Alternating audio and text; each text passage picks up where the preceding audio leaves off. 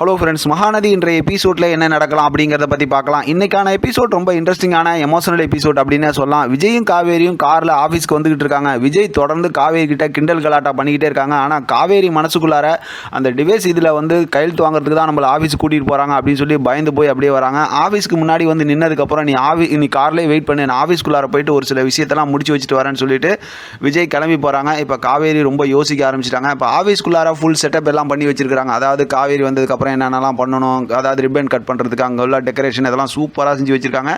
இப்போ கம்பெனியோட எம்டி ஆக்கணும் அப்படிங்கிறது தான் விஜயோட கனவு. அதனால் உட்காந்ததுக்கப்புறம் அவங்க ட்ரீம் ப்ராஜெக்ட், இவங்களோட கம்பெனியோட ட்ரீம் ப்ராஜெக்ட்டில் காவேரி சைன் பண்ணணும் அப்படிங்கிற மாதிரி சொன்னது மட்டும் இல்லாமல் வீட்லேயும் சரி ஆஃபீஸ்லேயும் சரி எல்லாமே நீ தான் எனக்கு அப்படிங்கிற மாதிரி சொல்லி விஜய் ரொம்பவுமே சந்தோஷமாக யோசிச்சு பார்த்துக்கிட்டு இருக்காரு.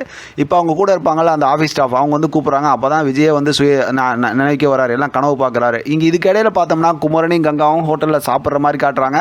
அவங்க ரெண்டு பேரும் பார்த்தோம்னா அப்படியே ஒரு மாதிரி ஃபன் கலாட்டாவை கொஞ்ச நேரம் காட்டுறாங்கன்னு வச்சுக்கலாம். இப்போ மறுபடியும் பார்த்தோம் அப்படின்னாக்கா இப்போ காவேரி அதே மாதிரி நினச்சி பார்த்துட்டு இருக்காங்க. இப்போ வக்கீல் எல்லாம் உள்ளே போகிறத பார்த்தோமே, இவர் தானே ஏற்கனவே வீட்டுக்கு வந்தார்.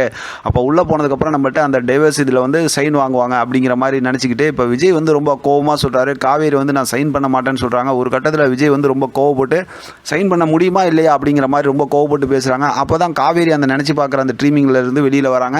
இப்போ காவேரி யோசிக்கிறாங்க, நான் இங்கே இருந்தால் தானே நீங்கள் என்னை கூட்டிகிட்டு போய் சைன் வாங்குவீங்க, நான் இங்கேருந்து கிளம்பி போயிடுறேன் அப்படின்னு சொல்லிட்டு அங்கேருந்து கார் எடுத்துகிட்டு கிளம்பி போயிடுறாங்க. இப்போ விஜய் வெளியில் காவேரியை பார்க்கும்போது கார் அங்கே இல்லை, என்னதுமே ஃபோன் அடிச்சுக்கிட்டே இருக்கிறாங்க.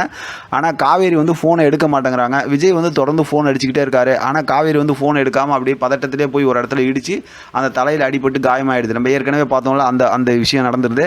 இப்போ பார்த்தோம் அப்படின்னா அங்கே இருக்கிறவங்க எல்லாம் காவேரி கிட்ட பேசுகிறாங்க. அதுக்கப்புறம் காவேரி ஃபோன் அட்டன் பண்ணி பேச மாட்டேங்கிறாங்க. ஆனால் அங்கே வந்தவங்க தான் ஃபோன் அட்டன் பண்ணி விஜய் கிட்ட இடத்தெல்லாம் சொல்லி இந்த மாதிரி தலையில் காயம் போட்டிருக்கு அப்படிங்கிற விஷயத்தையும் சொல்லிடுறாங்க. விஜய் நான் 10 நிமிஷத்தில் அங்கே வந்துடுறேன் அப்படிங்கிற மாதிரி சொல்லி முடிக்கிறாரு. காவேரி அப்படியே அழுதுகிட்டே நிற்கிறாங்க. அதோட இன்ட்ரெஸ்டிங்காக இன்றைக்கான எபிசோட் முடிச்சிருக்காங்க.